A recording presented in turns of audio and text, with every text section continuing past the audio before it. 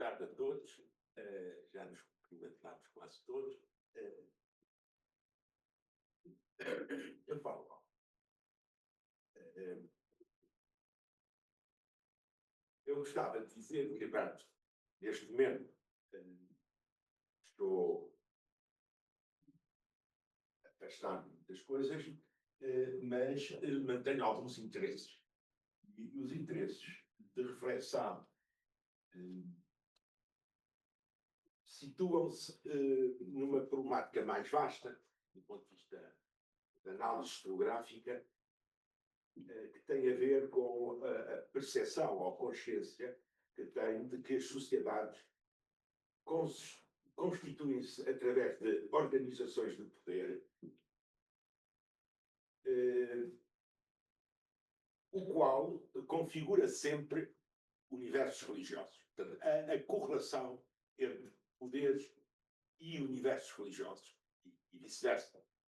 Os universos religiosos, também eles, e aqui de uma maneira ampla, porque eu considero que nós muitas vezes temos uma visão muito particularista, o historiador tem uma visão muito particularista, que eu percebo, mas muitas vezes perdemos o horizonte do nosso trabalho, ou pelo menos do trabalho que eu pretendo.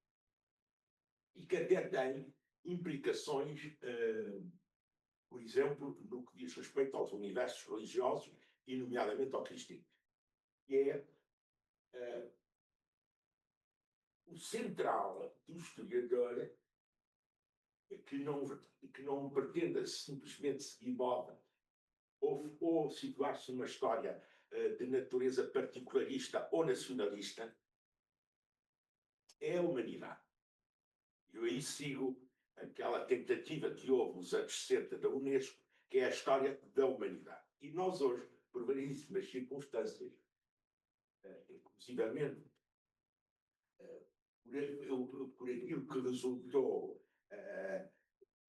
de um alargamento exponencial dos contactos e dos conhecimentos entre as várias sociedades, nós estamos confrontados pela necessidade de equacionar a problemática em termos de humanidade.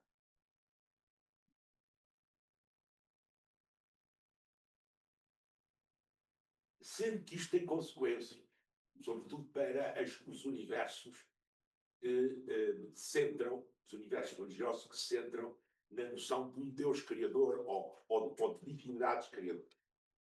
É que a criação é de toda a humanidade. Claro que depois há itens que se deslocam, desde a questão dos eleitos, os que são escolhidos, os que têm uma finitude, sem ter salvação ou não salvação, mas isso já são outras questões. Mas a questão base, que para um historiador e até da história das religiões, é exatamente esta percepção. A humanidade, a todos os seus estadios, mesmo com todas as discussões sobre a multiplicidade de origens, da temporalidade do desenvolvimento da condição humana, o historiador confronta-se com a condição humana. E, portanto, eu tentei, quando o João, que me desafiou para participar deste congresso, conversar várias vezes, eu achei que talvez pudesse equacionar um problema. Aparentemente sangrando de articulação, costumeiramente, que é as dioceses como expressão de secularização. Territórios e população, bem, isto é uma especificação. Que a secularização também intervém nessa questão dos territórios. Então, vou tentar ser, dentro do meu tempo, vocês têm mais que todos que fazer, todas as estruturas e instituições, para além do seu conteúdo, as instituições e as estruturas têm um conteúdo de várias natureza, desde o jurídico até às finalidades, etc. Para além do seu conteúdo, as estruturas e instituições são, para o historiador não pode perder, são pessoas. Quer dizer, uma paróquia não existe só porque está...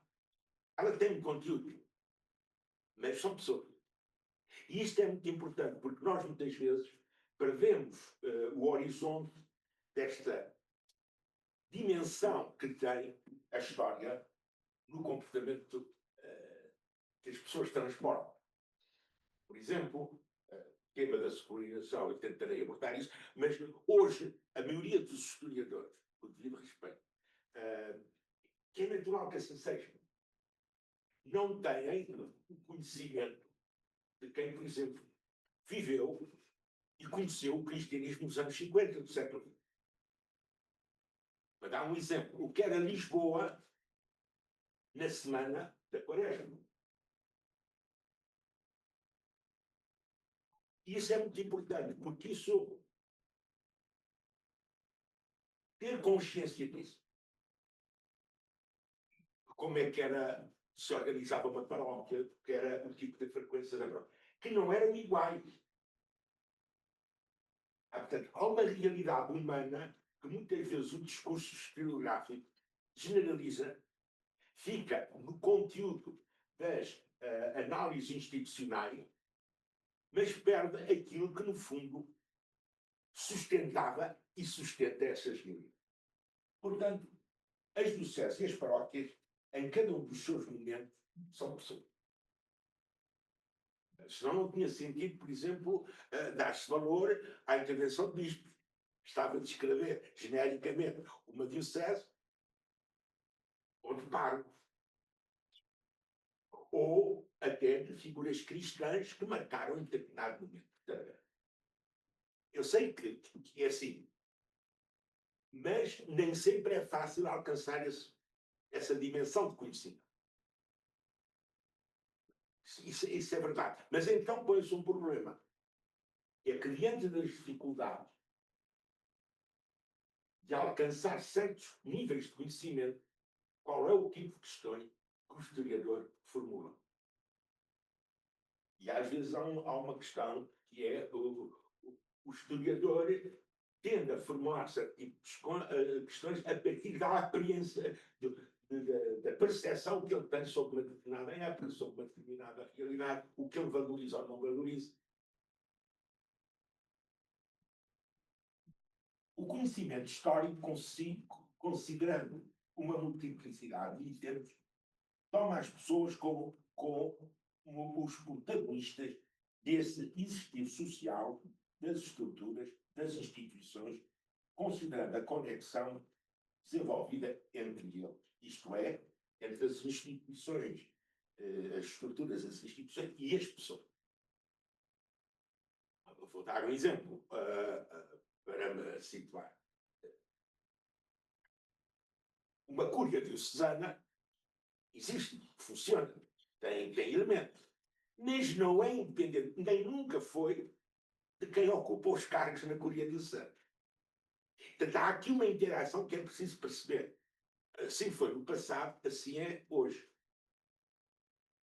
E quem conhece um pouco mais os meandros de hoje sabe que isso tem um peso. Até, por exemplo, quando vamos para épocas mais recuadas, a conexão entre as instituições, as estruturas e as pessoas manifestam elementos importantes das dinâmicas sociais. Por exemplo, nas carreiras. Existem carreiras. Todas as correntes religiosas, eu aqui estou muito interessado nisso, em perceber, não direi a similitude exatamente, mas o que é que existe e pode caracterizar a estruturação do religioso nas distintas sociedades, mesmo fora do cristianismo. Porque as religiões têm muita importância hoje para se compreender melhor as sociedades. É um erro os historiadores julgarem que podem estudar as sociedades sem a religião, ou sem a problemática antropológica e de pensamento que as religiões transportam. Eu, quando digo aqui pensamento, também estou a referir à teologia, obviamente. Mas há gente que considera que há religiões que não têm teologia, portanto eu tenho que meter o pensamento. Todas as correntes religiosas têm dinâmicas de estruturação e de organização nas sociedades. Todas apresentam duas tendências. A forma monástica. Praticamente todas as religiões que se desenvolveram a um certo nível têm formas monásticas. E a outra tendência é a conjugação com formas cívicas políticas. Por exemplo, as dioceses nasceram assim. Havia uma organização política cívica que levou a se equacionar o modo organizativo de parte da Igreja. Sempre como uma coisa muito importante que durante o tempo foi característica. A vida monástica, o mosteiro, tinha mais a ver com uma realidade rural e a diocese com uma realidade urbana. E o papel deles foi importantíssimo. Isto não é exclusivo do cristianismo, até porque o cristianismo debate estas coisas todas. Nem na nossa cristandade. Isto nós encontramos noutras formas religiosas. Por exemplo, dos montes, dos mosteiros, de como isso estrutura as sociedades, como isso tem peso. Como, por exemplo, temos outra coisa interessante. Eu estou a pensar, por exemplo, em certos países budistas. O templo é uma coisa muito importante, como a igreja. Porque o templo define o quê? Um campo devocional, que é uma coisa muito importante na vivência das pessoas que dão corpo às dioceses, às paróquias. No que respeita ao catolicismo romano, considera-se que a reforma tridentina destaca e privilegia a diocese como instância principal da sua organicidade. Isso é claro, porque a partir daí começa um processo. A reforma tridentina, os limites da sua aplicação nós não sabemos muito bem. E em última análise, aquilo que foi extinções das ordens religiosas, etc., inscreve-se num paradigma que secundarizava completamente esta forma organizativa e valoriza uma outra concepção mais cívico-política, que são as dioceses. Existiam antes, mas o problema é o que se privilegia. Para dar um exemplo em Portugal, a valorização progressiva das dioceses fez com que no século XIX e no século XX muito poucos figuras do episcopado viessem da vida religiosa, dir-me-ão, porque não existia. Mas exatamente não existia porque tinha sido secundarizada essa mesma vida monástica. Se nós compararmos com o antigo regime, é totalmente distinto. O problema do recrutamento dos bispos, a importância que tem o clero secular, começa neste momento, e é curioso, é a partir do Segundo Concílio Vaticano e das necessidades das várias dioceses que se revaloriza no campo da ocupação do espaço da diocese, clero regular.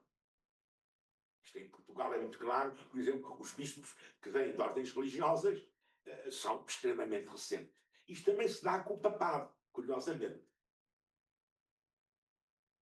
Portanto, eu estou aqui a falar de formas de enquadramento. E no catolicismo humano prevalece a dimensão da diocese como a instância principal da sua organicidade, centrada na figura do bispo. Quer dizer, a questão do bispo é uma questão fundamental quando se estuda as dioceses. Ainda que estudando só os bispos não chega para se estudar as dioceses. E o bispo, enquanto legitimidade da sucessão apostólica, o bispo tem esta questão associada, o bispo católico romano tem esta questão, e de autoridade.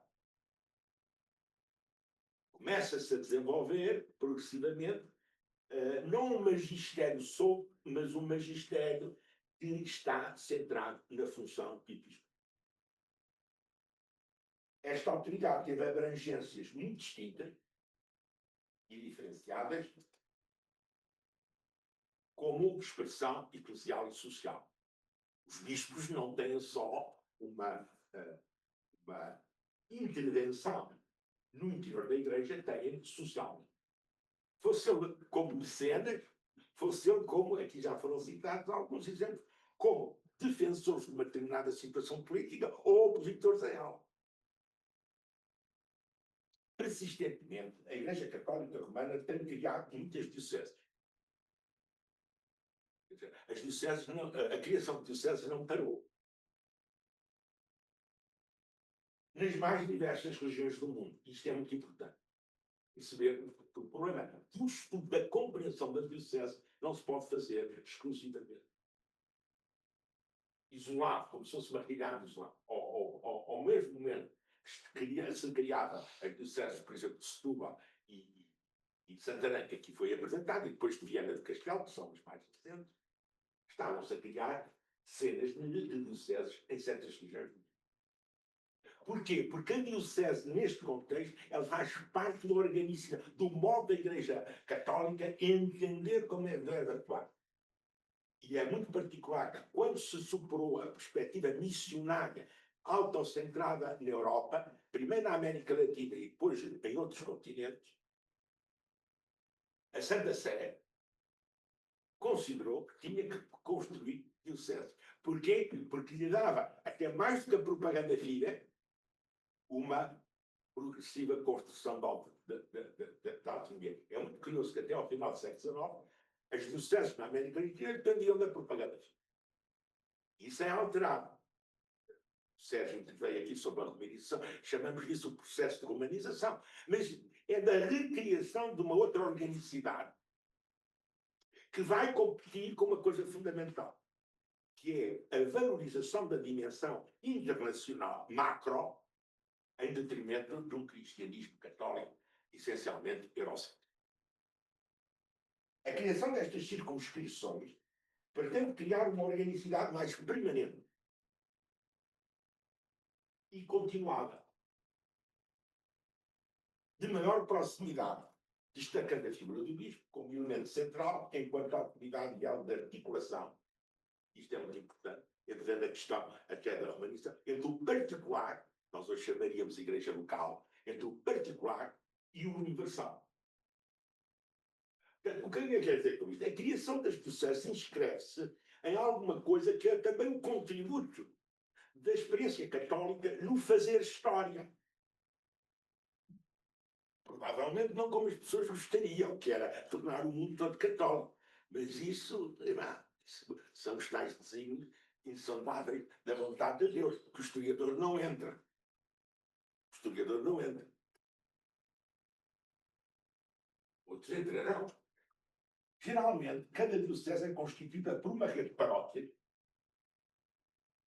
que é muito curioso. Nós encontramos hoje dioceses no mundo que estão centradas em paróquias antiquíssimas, algumas delas mais antigas, em termos de circunscrição territorial, que a própria diocese.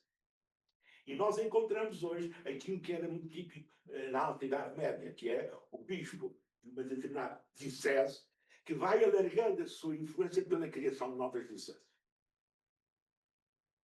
Isto é muito importante, por exemplo, para nós até percebermos como é que há conflituosidades de legitimidade entre a Igreja Católica Romana e certas formas do Estado.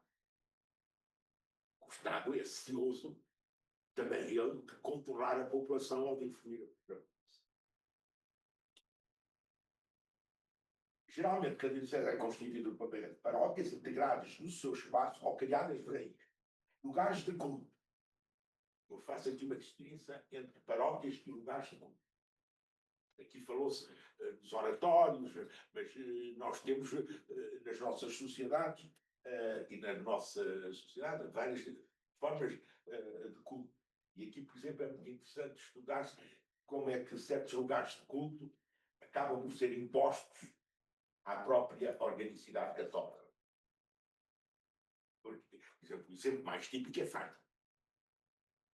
Tinha imposto, porque não se queria que aquilo se tornasse uma romaria, como as outras. Pois, portanto, havia que dar corporidade.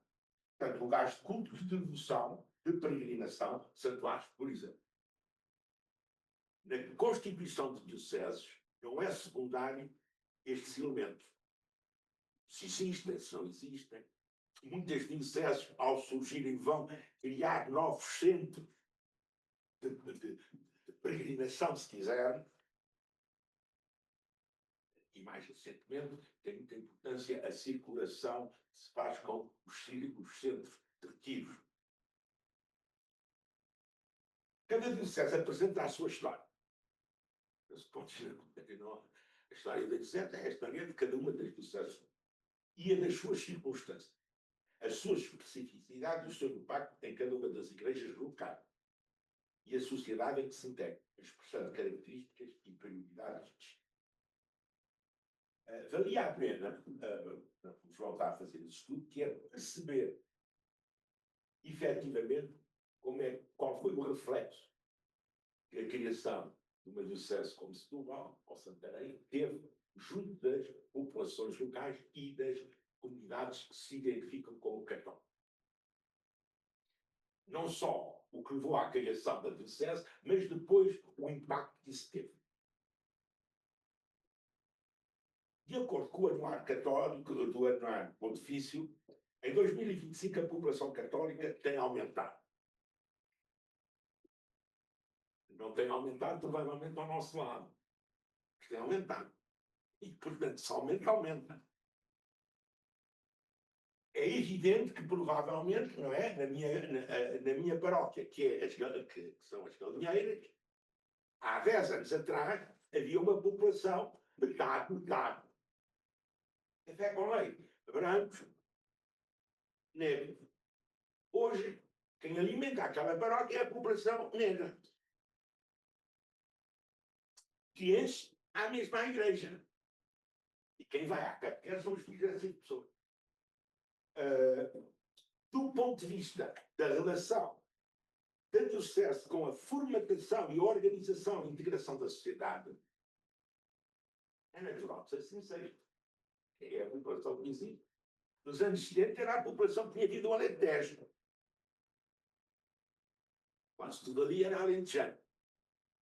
Qual também vieram as comunidades gigantes. Mas hoje é assim. E este é assim, não é secundário. Porque as dioceses, estou a falar, católicas romanas, estão inscritas na tal relação entre o particular e o universal. E, portanto, elas são chamadas a acolher o que existe. E quem está interessado, não é verdade? A população branca do meu bairro, neste momento, está pouco interessada nas coisas da igreja.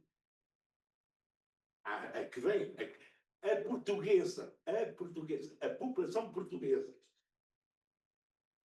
cujas suas origens não estão nos lusitanos, nem nos visigodos, estão nos africanos, são católicos. Isto é muito importante. Por exemplo, eu penso que muitas vezes nós, historiadores, temos uma funcionalidade, que é contribuir para o desenvolvimento da consciência coletiva.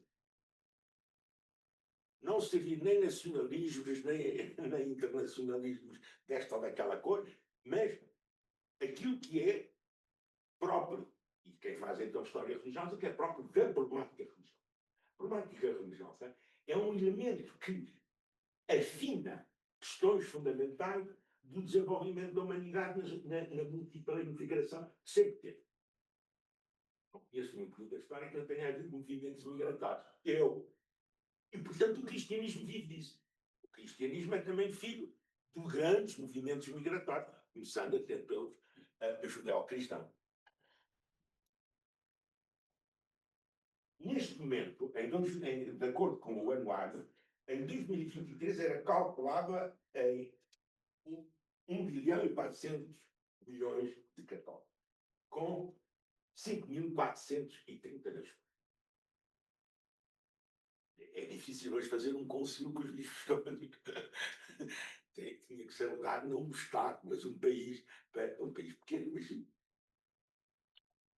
Em 21 de julho de 2024, a Igreja Católica compreendia 3.172 jurisdições eclesiásticas em todo o mundo, incluindo mais de 650 arquidioceses e 2.250 dioceses. É importante estes números, estes números complexificam a problemática da diocese e do bispo de uma maneira totalmente diferente que outras épocas não. Que outras épocas não. Mesmo para aqueles que são herdeiros de velhas dioceses. Isto não é só uma questão das novas dioceses. Também inclui várias outras jurisdições, para além das dioceses, vicariatos apostólicos, exarcados apostólicos, administrações apostólicas, prefeituras apostólicas, ordinários militares, ordinariados pessoais, prelazias pessoais, prelazias rituais, abadias territoriais e missões sugêridas. Além disso, 2.100 sedes titulares, abrangendo os pares, cada diocese é organizada em torno de uma província eclesiástica.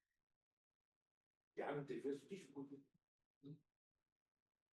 Por exemplo, sobre a estrutura das conferências episcopais.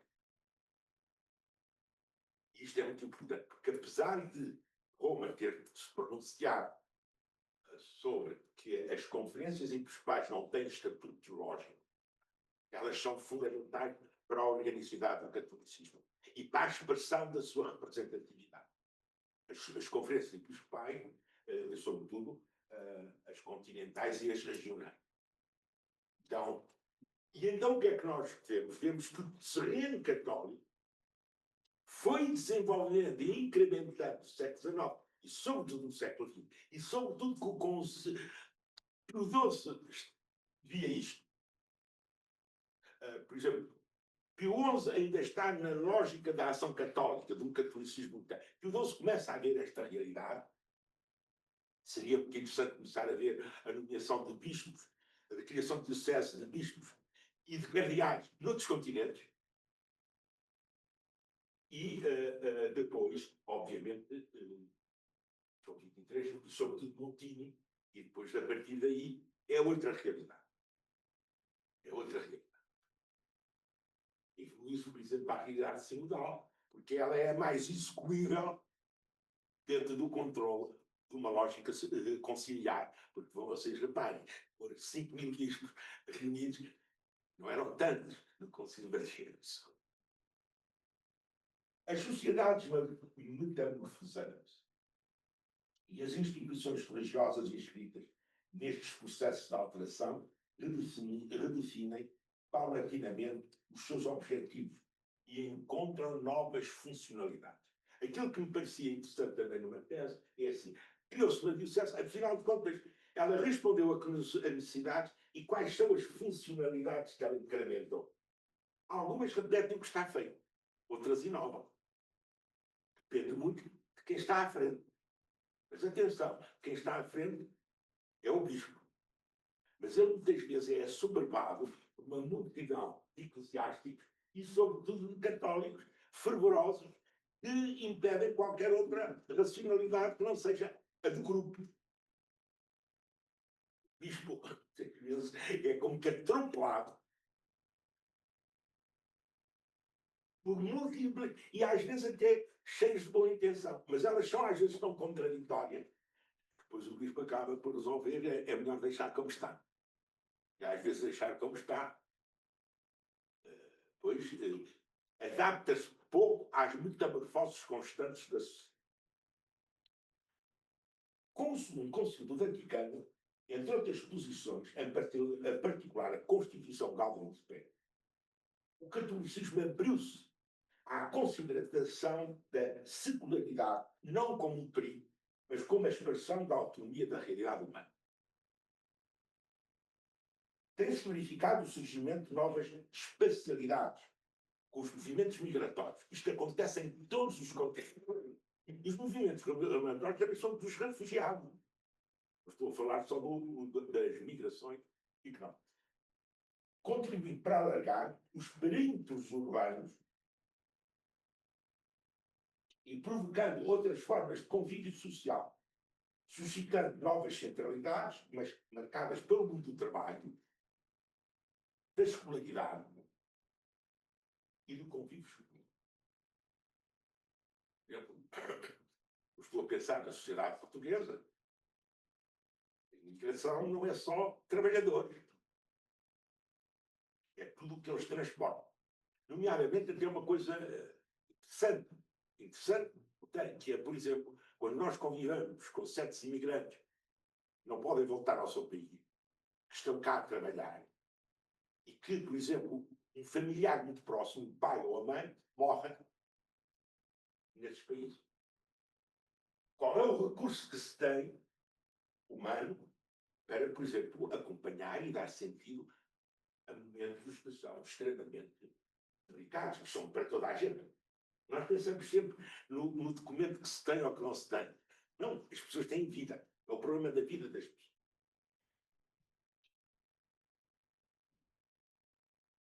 Portanto, movimentos migratórios contribuem para alargar os períodos urbanos e provocando outras formas de convívio social. Isto é uma das coisas que mais muda.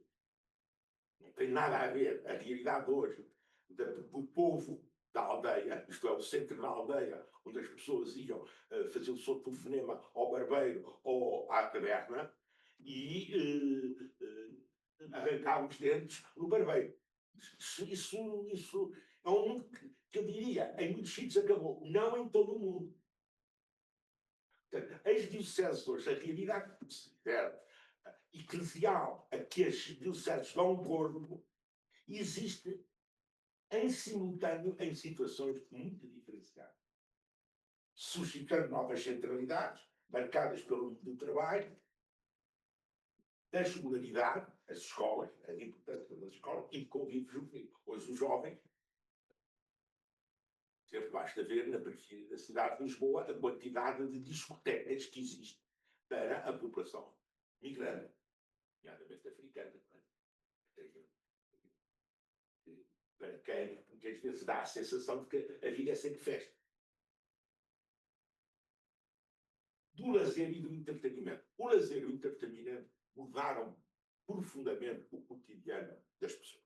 E, sobretudo, a camada juvenil, aonde, de uma maneira muito contemporânea, a Igreja investiu fortemente.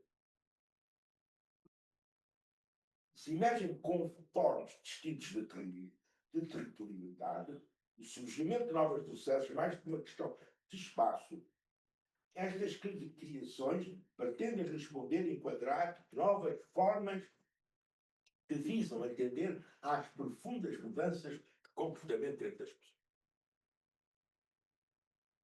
É assim, as novas. Santarém, como surge numa realidade que é rural, mas hoje a Diocese de Santarém já não é totalmente rural.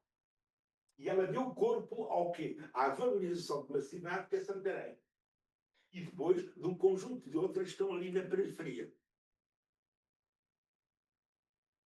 E depois nós poderíamos analisar. O Mercadona altera profundamente a realidade de Almeirim e de Santarém, o Leroy Merlin, portanto, as grandes superfícies.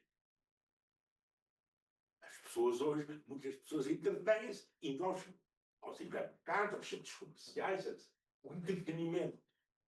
E isto tem repercussões na altura em que tudo se passava no salão paroquial.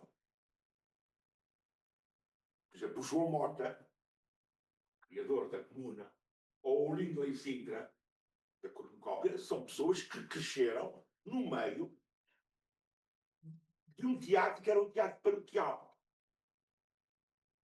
Estou a falar de coisas que quem um dia queira estudar estas coisas pode estudar. A importância do teatro paroquial, do salão paroquial. O salão paroquial era simultaneamente o salão da catequese, mais um palco que lá estava ao fundo, e que em determinadas épocas do ano fazia teatro. Representações religiosas e devocionais no Natal e na Páscoa, no Carnaval para se divertir. Havia uma sociabilidade que hoje já não se opera da mesma maneira. As sociabilidades proporcionadas hoje pelas paróquias e pelas dioceses são já de outra natureza.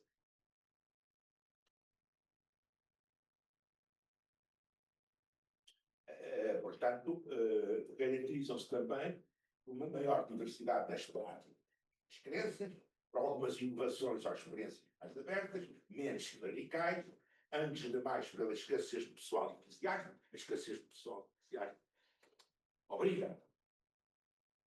Isso são coisas importantes. como nas nossas sociedades, a escassez de gente para trabalhar nas obras obriga à imigração. Nos queixamos, mas isso é outro assunto.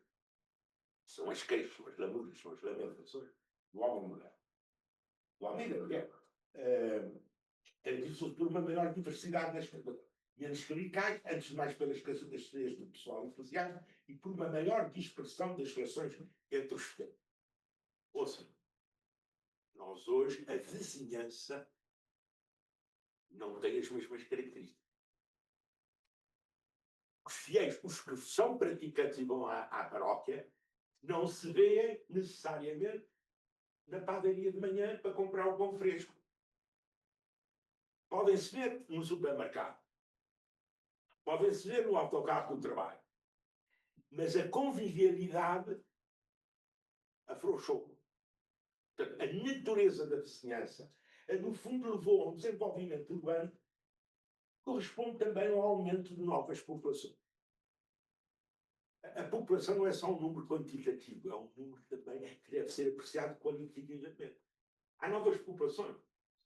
No meu prédio vive gente que eu não falo, não sei o nome. Todavia, eu da vizinha do segundo prédio sei o nome. Estes laços alteraram-se profundamente.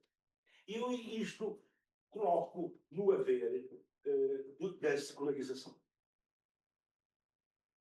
E é aqui que é muito interessante. A secularização, do meu ponto de vista, e tenho escrito isto, é uma dinâmica das sociedades.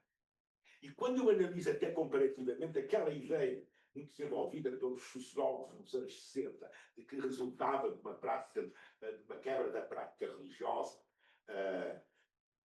a secularização é produzida também pelo religioso e encontra-se em todas as formas religiosas.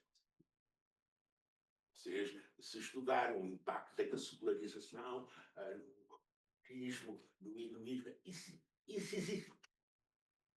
E o que é? Do meu ponto de vista, são deslocações do religioso e das suas estruturas para outras coisas. Que muitas vezes vão carregadas do religioso, mas que é um religioso diluído, disperso. O que faz com que nós encontremos em quase todas as grandes correntes religiosas fenómenos de identidade extremamente fortes. Algumas delas fortemente até politizadas. Basta ver o que se passa ainda com o hinduísmo. Basta-se ver como é que um certo islamismo é uma resposta ao impacto da secularização e ao medo da secularização. Uma parte significativa do hinduísmo, cá está, é uma articulação entre religião, entre estrutura religiosa e estrutura cívico-política. O catolicismo romano tem sobre isto grandes nuances.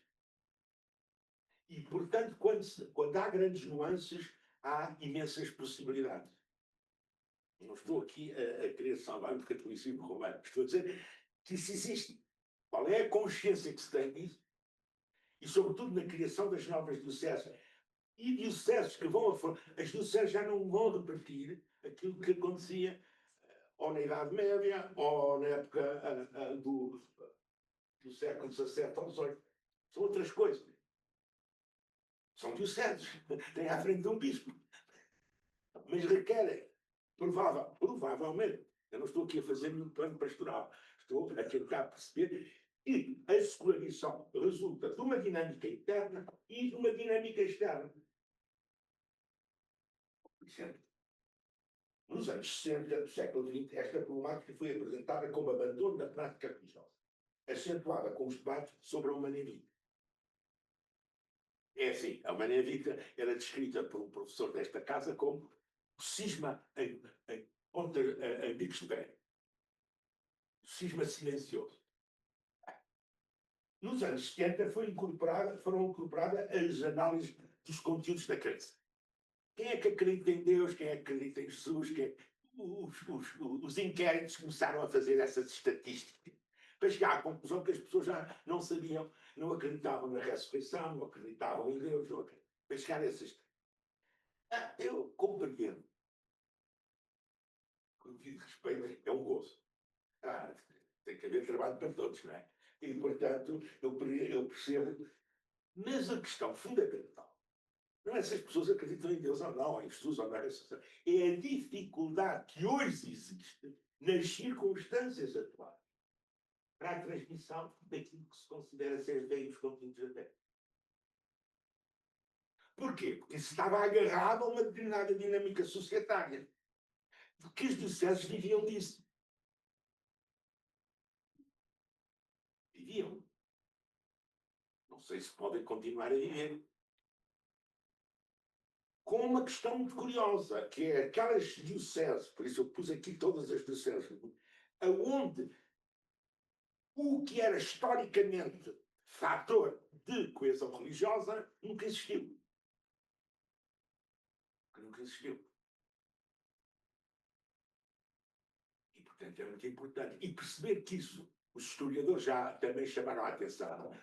O conceito de descristianização é muito relativo, porque é preciso saber se alguma vez foram cristianizadas, e depois há um problema geracional. As pessoas eram enquadradas, transportavam uma determinada narrativa sobre a sua identidade. Está? E hoje isso é mais complicado, mesmo se formos aí, as pessoas identificam-se com o catolicismo, por exemplo, na nossa sociedade, um número. Mas isso garante exatamente o quê? Garante que muitas vezes as dioceses estão reduzidas, em certos aspectos das paróquias, àquilo que é um serviço público de sacramentos. Sobretudo os 3 sacramentos que estão ligados aos momentos vitais da vida. Que é o nascimento, a morte, as coisas seguras, e depois uma menos segura, que é o casamento. O sacramento mais relevante, que é o da Eucaristia, tem outra complexidade. Mas, por exemplo, hoje está imensamente afetado. Por quê? Eu sou do tempo em que faltar à missa era um pecado. Certo? Vocês não. Vocês. E não era só em Portugal. Depois veio a questão da missa vespertina. Foi preciso explicar que a missa de sábado à tarde, depois do meio-dia, ou da uma, era válida. Mas por uma razão simples, porque as pessoas passaram a ir fim de semana. Mas isto era com a semana inglesa, que era sábado à tarde e domingo. Quando passou a ser fim de semana, em que as pessoas têm tempo de viajar, levantou um problema da circulação da população. Outra coisa que existia nos anos 60 em Lisboa era a missa das criadas, às 7 da manhã. Porquê? Porque as criadas trabalhavam ao domingo, às 7 iam à missa, que os patrões, para moralizar a sociedade, era assim, e levavam a sério. E depois iam fazer as coisas para saírem à tarde. E a sua folga era de domingo à tarde. Digam-me onde é que em Lisboa há uma missa para as criadas. Porquê? Porque mudou os estatutos da igreja criada. Agora nem se diz isto, parece mal. Empregada doméstica. Estas realidades levaram necessariamente à alteração do quê? De prática. A maioria da malta. Por exemplo, a sociologia religiosa entre os anos 60 e os anos e agora já foi diminuindo à altura máxima do salto em altura. Agora, há estatísticas que é ir à missa uma vez por mês. Mas, por exemplo, há dioceses e paróquias que têm a missa à segunda-feira, que tem valor para domingo. Para quem? Para as pessoas que trabalham ao fim de semana. E que não podem ir à missa ao domingo. Em Paris há 2 ou 3 paróquias que eu conheci que fazem isto. Evidentemente, já não é domingo, mas também o sábado não é sábado. Bem, vem esse outro problema da ressurreição. A confusão que às vezes se arma para justificar a necessidade de uma adaptação à vida das pessoas. Tenho ainda 2 minutinhos. Ainda dentro, não li tudo, também pela lei tradicional, fechamos ainda alguns pontos que têm a ver com este desenvolvimento da correlação entre, se quisermos, estruturação da experiência católica, fundamentalmente centrada nas dioceses, com o apoio das paróquias. As paróquias e os lugares de culto também se secularizaram muito. Porque hoje, muita paróquia, as igrejas e os lugares de culto muitas vezes estão fechados. Mas quando estão abertos, circulam as pessoas. Que é muito interessante, que devia aí fazer-se comparativamente um estudo sobre o papel do templo, lugar sagrado, de um lugar de acolhimento, que aponta para uma coisa que é componente da secularização, que é a valorização da espiritualidade individual em detrimento ou questionando a prática cultural coletiva. E que está muito presente em Fátima. Mais pessoas vão a Fátima, porque vão a Fátima. Haja missa ou não haja missa, vão rezar à Senhora.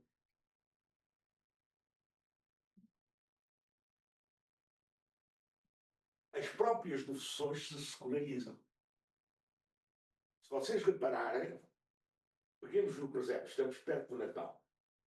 O presépio que se diz ser de São Francisco de Assis era um presépio que representava, era uma representaçãozinha com gente. Isto é, se quisermos, foi uma dimensão internacional, teologicamente falando, do mistério do nascimento. Isso manteve-se até ao Barroco. Se a gente via os grandes presépios do Barroco, quem via já é um espetáculo, já é uma escultura, mas quem via uma população, de um lado, os aristocratas, até aos pastores. Aquilo. Mas hoje,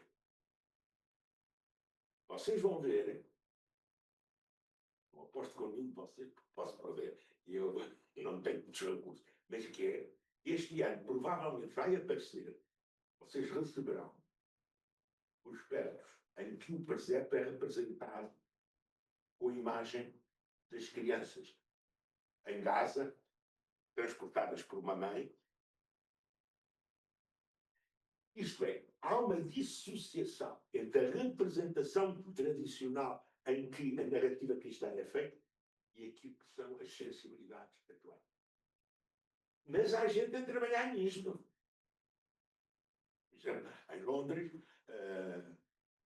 na Basílica de Westminster, por exemplo, uma vez vi uma exposição sobre os direitos humanos que exatamente estavam ali, não por causa dos direitos, só dos direitos humanos, mas como a problemática dos direitos humanos transmitia uma dinâmica internacional. Isto é, aquilo é a humanidade que só. As devoções imagéticas, e isto tem muito a ver, por exemplo, a dificuldade que as novas igrejas têm de criar um imaginário. Normalmente estão todas despidas, tipo Cisa Vieira, e depois aquilo metem para lá toda uma linguagem, que é uma linguagem tradicional. Há uma outra coisa que também, as novas dioceses, mas não só, são afetadas pelo processo de securitização, que é o pessoal nas estruturas das dioceses. A necessidade catapultou leigos para funções anteriormente exercidas por eclesiásticos. Isto é uma evidência. Não é porque queiram lá os leigos, os cristãos comuns, mas é precisam funcionar. Isso levanta um problema. Está relacionado com o problema que nós no carro dá. Também não há muitos dados. Mas há dados. Que é a economia das dioceses.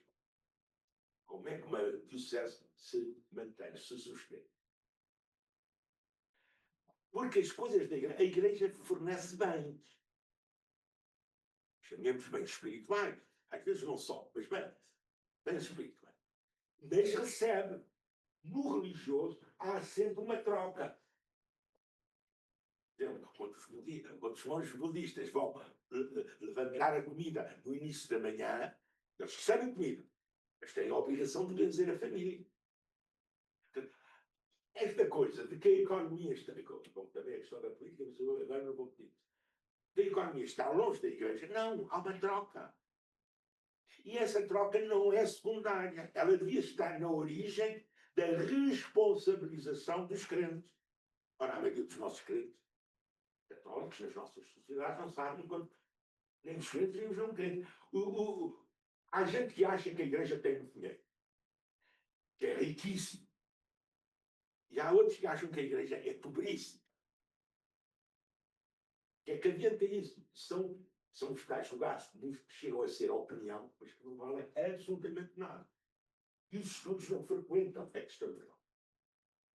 A questão económica é fundamental até para a liberdade da Igreja. Uma Igreja que se sujeita a estar dependente dos subsídios de Estado ou da intervenção de determinadas elites,